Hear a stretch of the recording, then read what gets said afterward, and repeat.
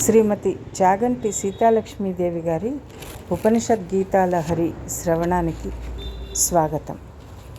ఉపనిషద్ గీతాలహరి తొలి పలుకు. ఉపనిషత్ అనే పదంలో ఉప, ని అనే ఉపసర్గలు సత్తునకు ముందు చేరి బ్రహ్మవేత్తకు దగ్గరగా నియమబద్ధంగా బ్రహ్మ పదార్థాన్ని అవగాహన చేసుకునేందుకు ఉపకరించేది అని అర్థం చెప్పారు.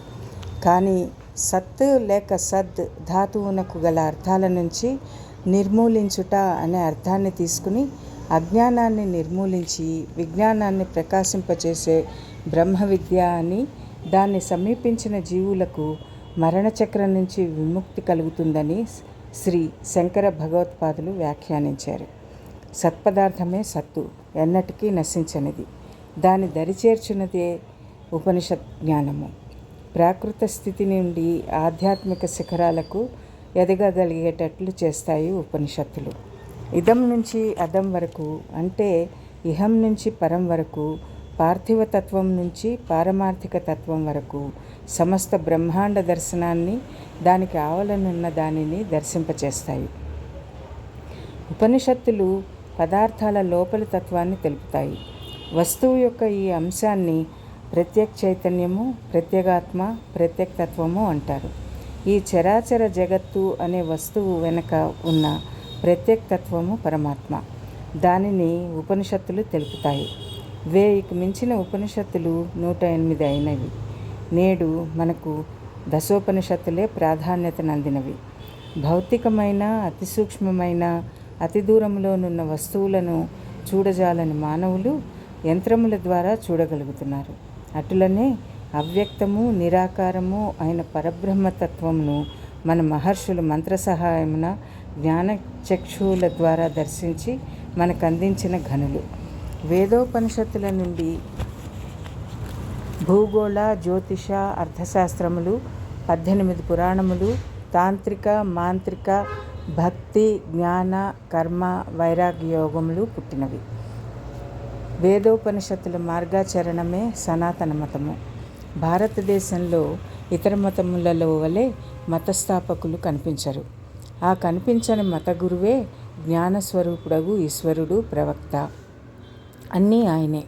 నిజమగు సత్యజ్ఞానము ఉపనిషత్తుల ద్వారానే తెలుసుకోవలెను.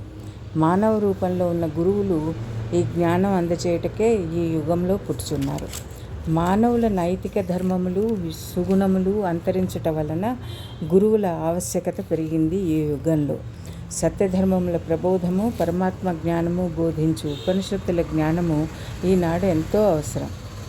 ఉపనిషత్తుల లక్షణాన్ని మ్యాక్స్ ముల్లర్ వేలాది సంవత్సరాల క్రితమే భారతీయుల అత్యంత మేధాసంపద, ఆదిలో ఉన్నది ఒక్కటే, అనంతంగా ప్రకటితమై చివరకు మిగిలేది ఒక్కటే, దానిని బ్రహ్మమని, ఆత్మయని ఏ పేరుతో పిలిచినా అది ఒక్కటే అనే ఏకత్వ సిద్ధాంతాన్ని విశదీకరించింది.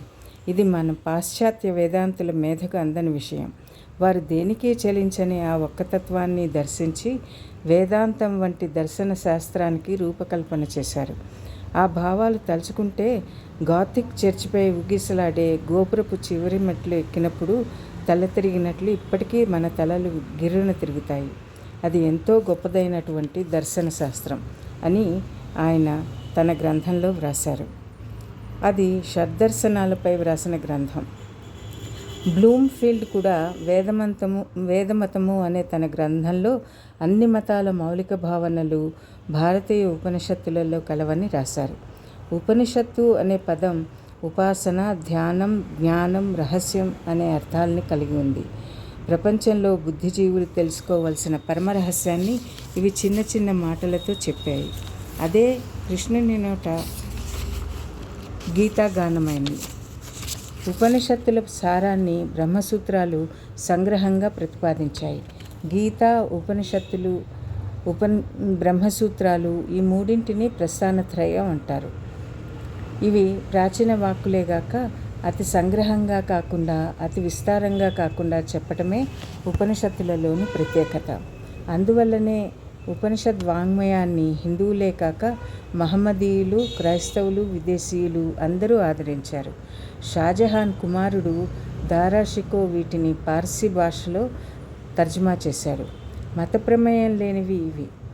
కేవలం మానవుని ఆధ్యాత్మిక తత్వాన్ని వివరించే జ్ఞానబండాలు. అందరికీ ఆదరణీయాలు.